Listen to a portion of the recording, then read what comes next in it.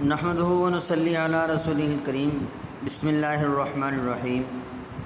عزیز طلبہ السلام علیکم ورحمۃ اللہ وبرکاتہ۔ آج کی اس ویڈیو کے اندر سبق نمبر 12 سبق استنبول پیج نمبر 95 یعنی صفحہ نمبر 95 کی آخری لائن سے ریڈنگ کریں گے۔ اس سے پہلے یعنی صفحہ نمبر 95 کی جو ریڈنگ پہلی تھی وہ مکمل ہو گئی تھی پچھلی ویڈیو کے اندر۔ آخری لائن سے تھوڑا سا رہتا ہے، یہاں سے پڑھنا شروع کریں گے۔ دیکھیں، محمود اول نے 1754 یعنی 1754 میں وسیع چھت کا سلطانی راستہ ایسا راستہ جہاں سے بادشاہ وغیرہ گزرتا ہے، بادشاہ وغیرہ گزرتے ہیں، ایک خوبصورت فوارہ، ایک مدرسہ اور شمال میں ایک وسیع دارالطعام بنوایا۔ دارالطعام ہوٹل کو کہتے ہیں۔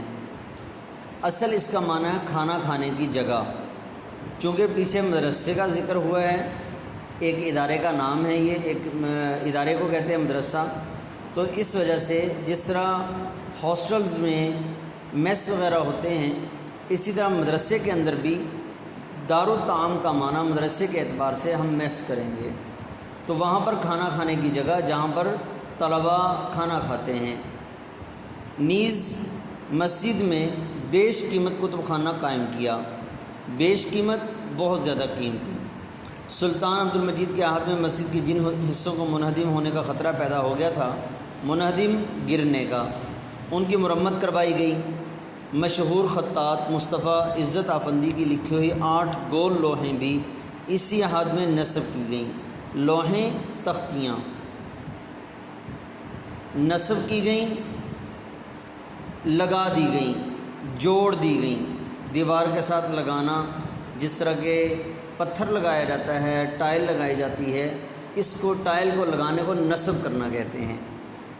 استنبول یا قسطنطنیہ کی ایک بہت بڑی خصوصیت یہ بھی ہے کہ اسے مساجد کا شہر کہا جاتا ہے، جہاں عثمانی عہد کا طرز تعمیر اپنی پوری شان و شوکت کے ساتھ جلوہ گر ہے، جلوہ گر نمایاں۔ یوں تو پورے شہر میں تقریباً 500 مساجد ہیں، لیکن اسلامی فن تعمیر کا اعلیٰ نمونہ سلیمانیہ مسجد ہے۔ 2-3 سال پہلے میں ترکی حکومت کی دعوت پر آیا۔ کویت میں قائم مرکز طب اسلامی کے زیر اہتمام استنبول میں 3ری طب اسلامی کانفرنس ہوئی تھی۔ ترکی کے میرے ایک دوست ڈاکٹر پروفیسر ڈوکوا باچی ہیں، وہ ترکی کی تمام یونیورسٹیوں کے سربراہ ہیں۔ استنبول کانفرنس کا انہوں نے شاندار انتظام کیا تھا۔ ترکی کے وزیر اعظم جناب ترگت اوزال ہمارے میزبان تھے۔ ہم سب مندوبین نمائندے ان کے ساتھ سلیمانیہ میں نماز جمعہ ادا کرنے آئے تھے۔ تمام مندوبین کے لیے اول صف میں انتظام تھا، ہزارہ نمازی تھے۔ مسجد کھچا کھچ بھری ہوئی تھی، کھچا کھچ پوری طور پر، مکمل طور پر۔ خطبہ جمعہ آدھا عربی اور آدھا ترکی زبان میں تھا۔ جب نماز جمعہ ختم ہوئی تو اعلان کیا گیا کہ مندوبین کے لیے راستہ دے دیں۔ ذرا سے یہ اعلان ہوتے ہی ممبر سے دروازے تک 4 فٹ کا راستہ بن گیا۔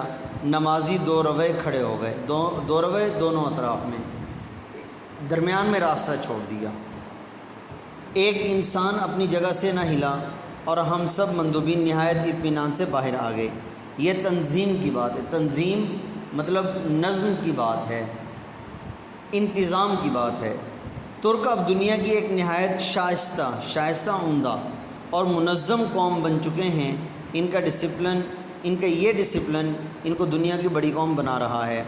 اس مسجد کی تعمیر سلطان سلیمان کے ایما اشارہ حکم پر، فن تعمیر کے مشہور ماہر معمار عمارتیں بنانے والا، عمارت بنانے والا، اس آج کل کے زبان میں ہم اس کو کہتے ہیں مستری، جو گھروں وغیرہ کی بلڈنگ وغیرہ کو بناتا ہے، گھروں کی تعمیر کرتا ہے، محترم جناب سنان کے ہاتھوں ہوئی۔ اس کا سنگ بنیاد 1550 یعنی 1550 میں رکھا گیا اور 1557 یعنی 1557 میں اس کی تعمیر پایہ تکمیل کو پہنچی۔ یہ مسجد ترکی کی تمام مساجد سے ممتاز ہے۔ اس مسجد کا گنبد بہت ہی دل نواز ہے، یعنی دل کو اچھا لگنے والا۔ اس گنبد کے اطراف میں چھوٹے چھوٹے 5 گنبد اور ہیں جو بالکل اسی طرح محسوس ہوتے ہیں جیسے تاروں کے درمیان چاند۔ اس مسجد کی کھڑکیوں پر بے انتہا نقش و نگار بنے ہوئے ہیں۔ یہ مسجد ترکوں کے فن تعمیر اور ان کی نفاست پسندی کا حسین مرقع ہے، یعنی خوبصورت نمونہ ہے۔ سلیمانیہ سے ملحق ملا ہوا ایک بڑا کتب خانہ ہے۔ یہاں مخطوطات کا سب سے بڑا ذخیرہ محفوظ ہے۔ مخطوطات ہاتھ سے لکھا ہوا وہ نسخہ جو ابھی پرنٹ نہ ہوا ہو، قلمی نسخہ، قلم سے لکھا ہوا نسخہ اس کو، اور ابھی چھپا ہوا نہ ہو یعنی پرنٹ نہ ہوا ہو۔ اندازے کے مطابق 1,00,000 قلمی کتابیں یہاں ہیں اور نہایت ترتیب و تنظیم سے رکھی ہوئی ہیں۔ جب میں اپنے رفیقوں کو یعنی اپنے دوستوں کو باسفورس، گولڈن ہارن اور آیا صوفیہ کی سیر کراتا ہوا یہاں سے سلیمانیہ میں لایا تو سب کی حیرت و مسرت کی کوئی انتہا نہ رہی۔ ہم سب نے یہاں اچھا خاصا وقت صرف کیا گزارا۔ اب یہاں سے ہم توپکاپی سرائے چلے کہ ترکی میں یہ ایک نہایت اہم عجائب گھر ہے۔ ہم سب دوست یعنی محترمہ خانم ڈسلوا، محترم ڈاکٹر محمد شعیب اختر، محترم ڈاکٹر عطاء الرحمن، محترم ڈاکٹر ظفر اقبال توپکاپی پہنچ گئے۔ یہاں آئے تو سیلانیوں یعنی ٹورسٹوں مطلب سیاح، سیر و سیاحت کرنے والے کا جمع غفیر تھا، بہت زیادہ رش تھا۔ میرے دوستوں کو ناشتے کی ضرورت محسوس ہوئی۔ توپکاپی میں نہایت پرزور ناشتہ کیا۔ میں نے بس جوس نوش جان کر لیا۔ نوش جان کرنا، پینا۔ ان دوستوں نے ترکش بند کی خوب تعریف کی۔ ترکش بند بریڈ وغیرہ جس طرح آج کل ہمارے بیکریوں میں بند ملتا ہے، وہاں ترکی کا اسپیشل بند تھا، اس کی خوب تعریف کی۔ خیر جناب، جلدی ناشتہ کر کے ہم توپکاپی سرائے میوزیم دیکھنے کو چل پڑے۔ استنبول کے عجائب خانوں میں توپکاپی کی حیثیت شہرہ آفاق ہے، یعنی پوری دنیا کے اعتبار سے اس کی شہرت ہے، عالمی شہرت ہے۔ یہاں رومی، بزنطینی اور عثمانی عہد کی ہزاروں لاکھوں قیمتی اشیاء رکھی گئی ہیں۔ عہد زمانے کو کہتے ہیں، بزنطینی پرانے زمانے میں اس کا نام جو ہے وہ رومی تھا، رومی بزنطینی، پھر روم سے کنورٹ ہو کر یہ قسطنطنیہ بن گیا۔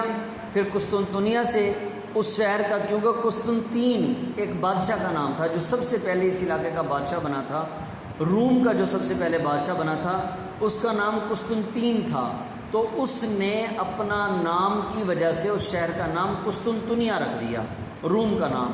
پھر قسطنطنیہ سے استنبول ہو گیا۔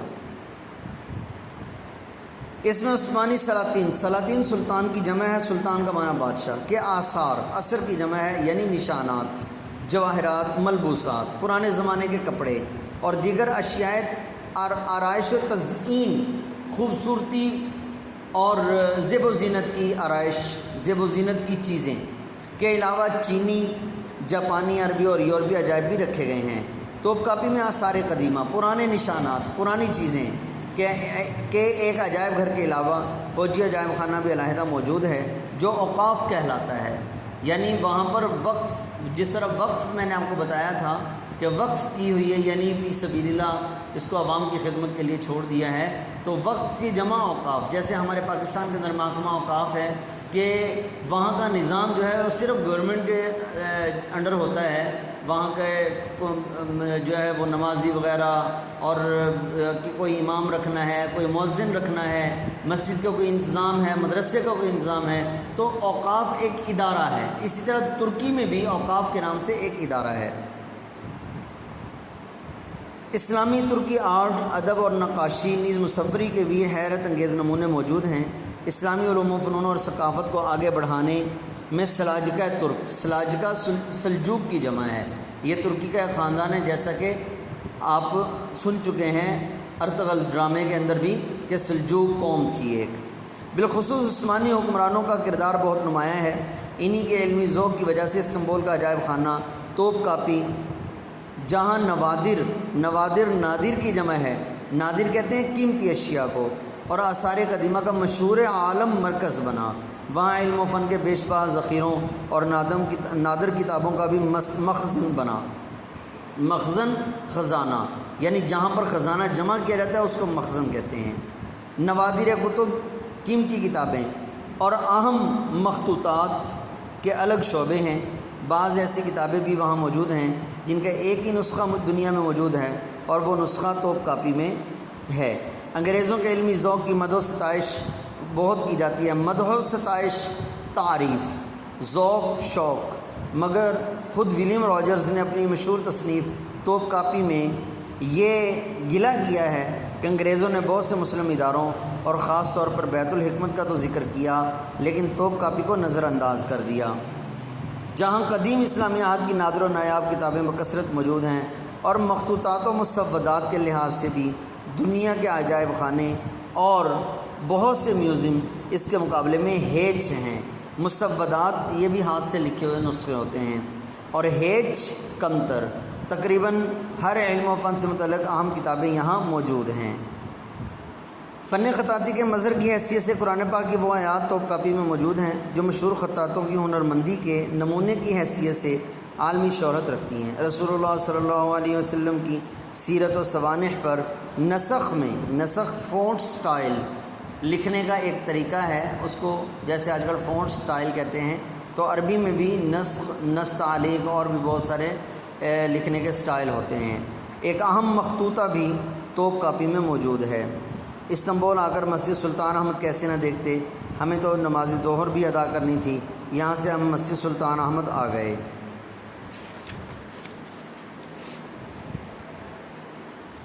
سلطان احمد سلطان محمد ثالث کا بڑا لڑکا تھا، 14 سال کی عمر میں تخت نشین ہوا، تختے پر بیٹھا یعنی حکومت سنبھالی۔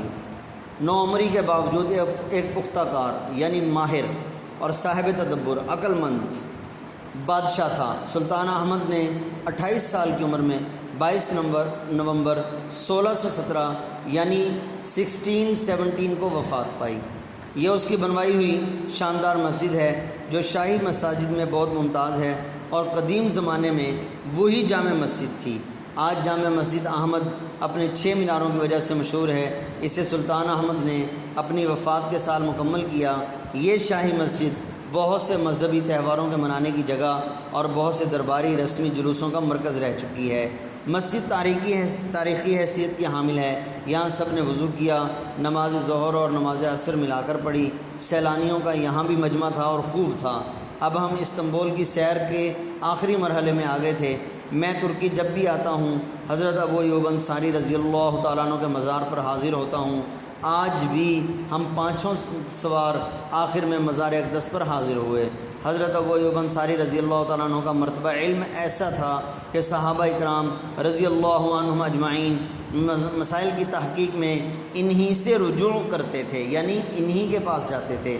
حضرت ابو ایوب انصاری رضی اللہ تعالیٰ عنہ کی شخصیت میں 3 چیزیں نمایاں تھیں: جوش ایمانی، حق گوئی اور حضرت صلی اللہ علیہ وآلہ وسلم سے بے کراں یعنی بہت زیادہ، حد سے زیادہ محبت و عقیدت۔ حضرت ابو ایوب انصاری رضی اللہ تعالیٰ عنہ کا ایک مقام و مرتبہ یہ ہے کہ وہ حضرت صلی اللہ علیہ وسلم کے میزبان رہے ہیں، جیسا کہ میں نے آپ کو شروع میں بتا دیا ہے۔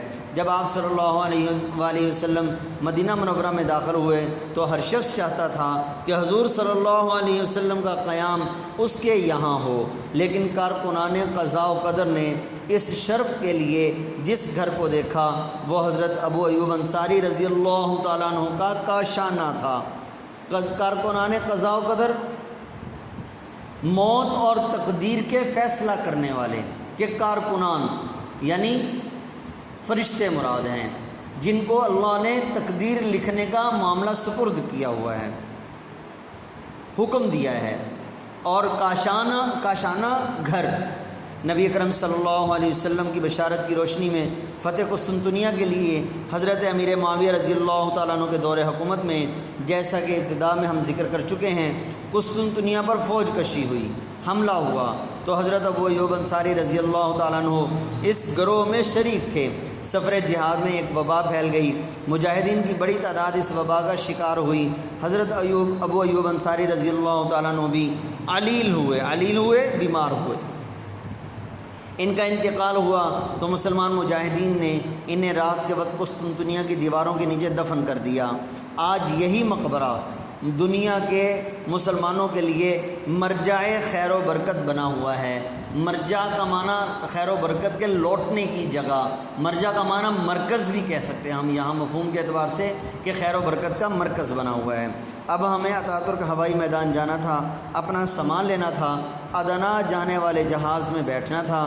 مجھے خوشی اس بات کی ہے کہ میں نے اپنے ان دوستوں کو جو 8 گھنٹے میں استنبول کی سیر کرا دی، اپنے ان دوستوں کو آج 8 گھنٹے میں استنبول کی سیر کرا دی۔ تو عزیز طلباء، یہ سبق جو ہے سعید سیاح ترکی میں مصنف کی کتاب ہے، وہاں سے یہ سبق لیا گیا ہے۔ اور ادنا یہ ترکی کا نسبتاً ایک چھوٹا سا مگر تاریخی شہر ہے۔ تو عزیز طلباء، آپ نے جو تاریخیں ہیں، بادشاہوں کے نام ہیں، اور حضرت ابو ایوب انصاری رضی اللہ تعالیٰ عنہ کے حوالے سے جو چیزیں ہیں، جو اہم چیزیں، وہ یاد کر لینی ہیں، اور اس کے ساتھ ساتھ آپ نے مکمل طور پر خلاصہ بھی یاد کر لینا ہے۔ السلام علیکم ورحمۃ اللہ وبرکاتہ۔